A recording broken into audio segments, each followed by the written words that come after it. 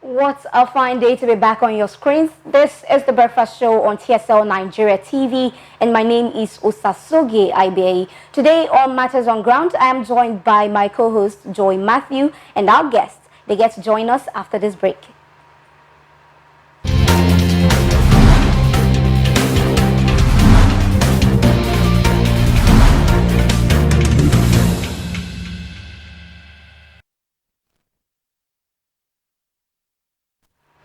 Many thanks for sticking around. Now, the rule of law simply states that no one is above the law, not the government, not even the governed. However, word on the streets has it that over time, the rule of law in Nigeria has been questionable. And that's why today my co-host and I have invited our guest to come help us ascertain if truly the rule of law is a myth or a reality. Our guest is none other than the Executive Director, Connected Advocacy, Prince Israel Orekha. Good to join us this morning. Yeah, top of the morning to you. Yes. It's a privilege being here. Yes, thank you. Good morning, Soge. Good morning, Joy.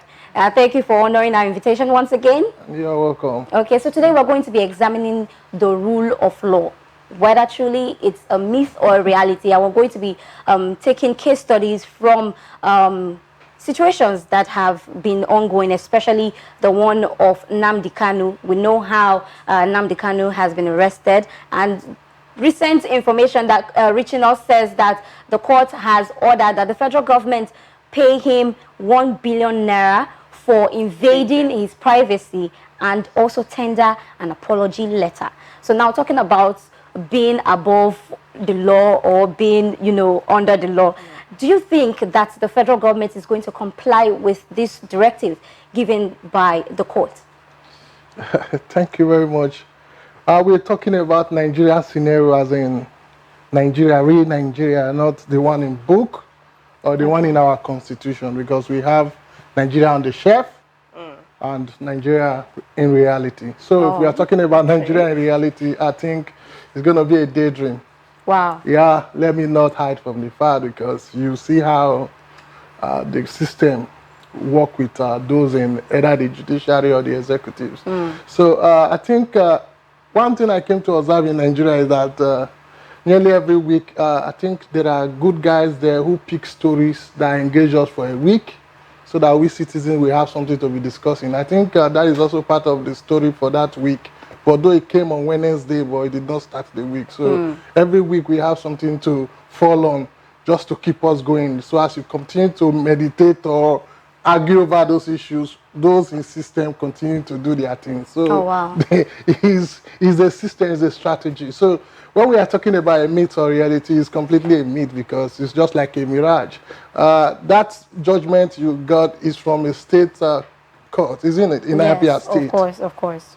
Abuja has not given their own, so just go and bet it. If we have guys who do bet Nigeria, you could just bet good amount of money there because they're going to appeal it. And when it gets to Abuja, I think it's going to be another history and a total turnaround of its own, because it's just what to keep us engaged. Okay, so you think it's a distraction or it's a diversion of what's actually going on? Just tell you, okay, there's a judgment. I think that will give those in the East some good landing. Those agitators for Nnamdi Kanu, at least we are winning the war.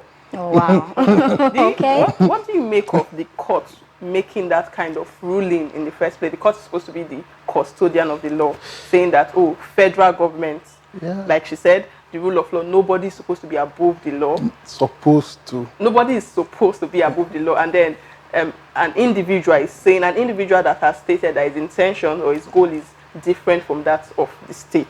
The federal state has said, you invaded my privacy, even when there are right reasons. I said, because of this. Initially you requested for more. And then the court said, okay, let's be diplomatic about this, and brought it down to that figure. What do you make of the court's decision to bring that ruling out? I wish we are in an ideal situation where we have the real Nigeria, which I hope, I don't know if it happens in my time or your time. That judgment, Nigeria. I would have, all Biafrans now would have been smiling that at least we've gotten judgment. I think maybe a week or two, or less than maybe a month, you will get an appeal for that judgment. But this is just a strategy, as I said, to keep the zone calm for now because we are approaching election time. Yes. So they will need to give them soft landing. There will be some agitation will be given ears to this period.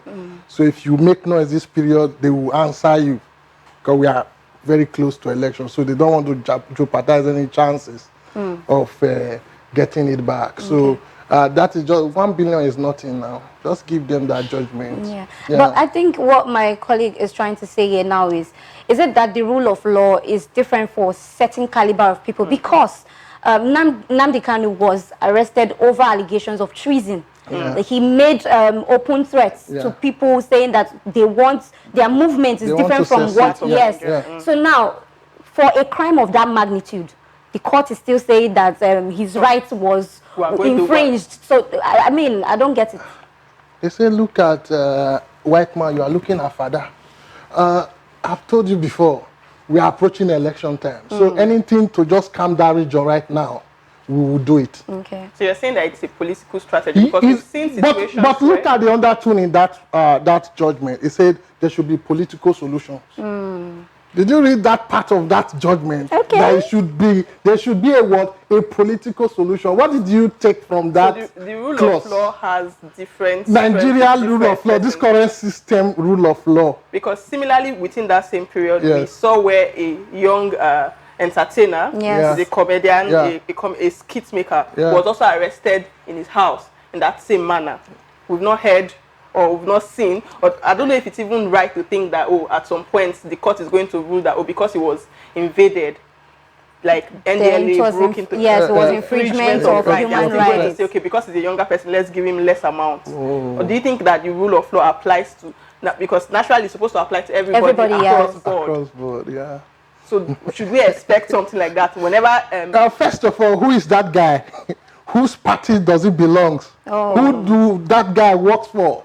So who is behind that guy? That money, who owns that money? So if you can answer these questions, I'll tell you where the judgment is going to. Okay. Rhetorical question posed to you out there.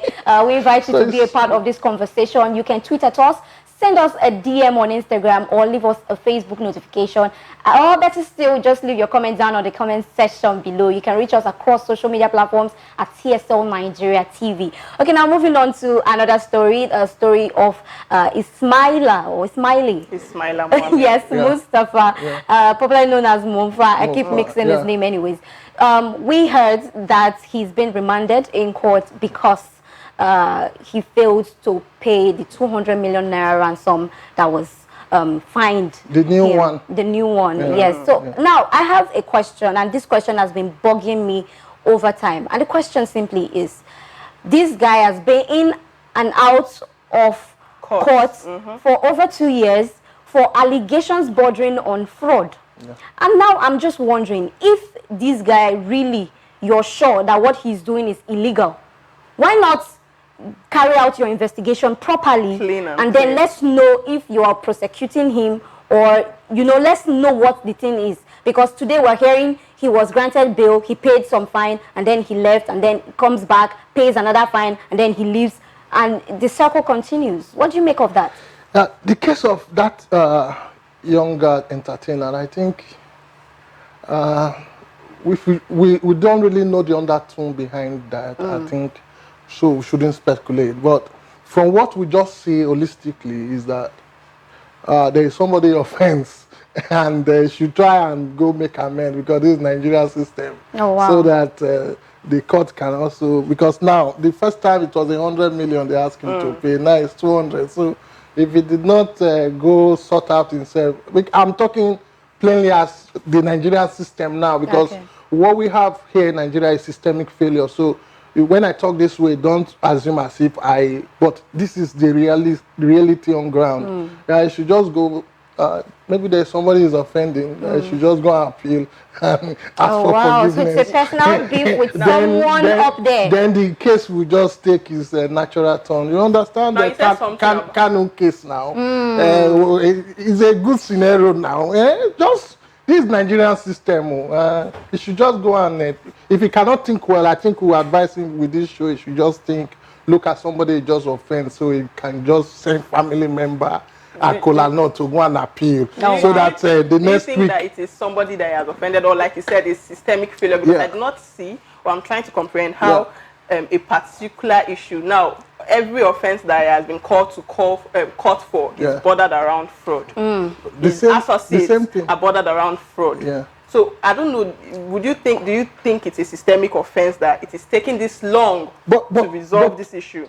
My friend, of a truth, they didn't come plainly as in XYZ, this is his case, but they just say it's on money laundering. You understand? But if you do your findings very well with the Nigerian system, let's look at where the thing went wrong. He can address it from there, because I have himself a safe landing truth. Because the system answer judgment is currently given to those who can pay for it. Those who can pay for it. So before we take a further look into the Nigerian system in general, let's look at things from the angle of the said Mofa. Now, he refused to pay 200 million naira bail and decided to remain in custody. Do you think that's a right step in the right direction for him? Yes, it's a right step in the right direction, because maybe the money in question is not even his money. So where will he cover that money from? That's why I say family members should just go and look for who he has offended and appeal. Then they will just release him for free. So he should just go do that. Now, bordering on that question that you just asked, if it's the right step in the right direction, we've had this same scenario play out, probably in minimal funds before now, 100 million. They say he who goes to equity should come with a clean hand. Do you, as a person, believe that this is probably a power play in higher realms, that every time you get called up for fraud, and every time you get called up for fraud, you get to pay bail? Why is there always a clause? But have you asked yourself, is it that the rule of law is allowing let me just have you asked yourself, those big shots, and you find out the kind of big condition they give them. If they want to hit you, if you offend any person there, they will give you a condition that you cannot meet, because they know your capacity. So once I know your capacity and you are stubborn, I will give you what you cannot chew. So it's a system. So I just pray that Nigeria have, now we are approaching elections. We'll be able to solve systemic problem. That is what Nigeria, that's what is taking us backward. And I think even the West are not helping issues, because the day Nigeria solve that problem of system failure, nobody will want to leave this country again. So that part, they will not allow us to fix. If we can fix systemic failure, then community organizing comes into play. Bro, Nigeria, you will beg for visa to come to this country. You will beg, you will not even get. But as long as that system still remains like this, I'm sorry, we will all continue to jack back. So we're definitely keeping our fingers crossed and hoping to see the day that Nigeria will get to that point. I pray it's in my day. People want to come. Anyway, we're talking about the forthcoming election, 2023 election, as you have so mentioned severally on this seat. We talked about this, was it not last week, about Tinubu, who has actually put out his interest to run for presidency, and just news reaching us states that like a few weeks ago or last week, Niger state government had some crisis in their hands, and then Tinubu helped out with some cash, 50 million naira, and after that the Niger state government came out openly to endorse Tinubu, saying that Tinubu has liberated Lagos State and he's praying for Tinubu to come and liberate Nigeria. Now, a lot of people have this opinion that there's some shady business going on there, talking about the exchange of cash. I just want to know if you fall on that same category. Oh, God bless Nigeria. Why is it, did you ask your question, why is it now that is donating that money? Why is it now? Is doing automatically consultation around the north, the south, telling them, you remember I helped you before, it's my turn for you to help me. One good turn, they say deserve another. He has also formed president now that is also, no, he has met with the president that he is contesting. But I pray President also phone him. Because Oh my God, that was a subtle shake, and I got it. I'm waiting for, I think maybe TSL will follow up the day President has to make that call. I think I'm praying for that call to happen, just as he did to our boys yesterday. Yes. So, oh my. It's coming now. Insecurity challenges in Niger State has not just started today. Why is it that it's coming? So I tell you now, it's saying, all the boys I supported, it's time for you to work now. I want to run now because I should be in position before I die, maybe die as a president. So, and I've helped you before. I think magnanimity demands I do you some favor, you do me some favor. Oh wow. That donation in question you will not even see it. Maybe it's part of those days agreement. So you're saying it's probably not a. You see more governors from the north saying the same thing because he has been instrumental to so many of them being in power today. So you must rally around your master now, so that you not feel betrayed. Yes. Well, it's quite disheartening that Nigeria has gotten to that stage of you scratch my back, I scratch your back. I don't think, just like somebody said last week, I don't think Nigeria is a giant gift that you can give to somebody because the person has done good for you. So talking about systemic failures and ways forward, what are some of the ways that you would propose we go about this? And your admonishment for the youths, basically, because we've always heard people come out to say that the Nigeria you want depends on the youths of today, how they play their cards. I think I remember some time ago where we were just trying to think this way, where we were proposing the not too young to run bill, the age reduction bill. I think I mobilized young people around the South and Edo to push for that bill. There is not a law today. One thing we find out is that we are not really ready. Two, we are not organized. We have the number. We have about 54-point-something% of voting power. We are almost like 60-something% of population, young people. But this particular group of people, they are not organized. So as long as young people are not organized, they are not speaking with one voice, they can never take power. Okay, now with all that we have discussed today, Mumfaz issue, Nnamdi Kanu, and even Tinubu, divine candidates, there is a constant element in all of this conversation: godfatherism and money.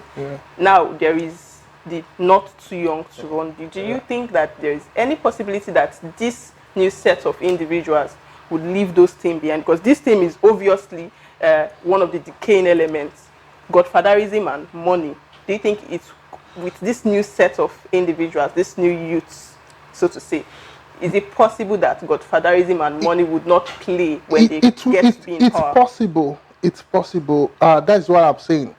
Community organizing is the power. When people get organized, understand the issues, and we are now saying, okay, this is our issue. Let us all come together against all odds, against the bribes, because the challenge is, when we all get together now, just call you. I remember your problem then is 2 million and I just give you 10 million. You will just go and stab all of us. Say, don't worry, let us just give them time.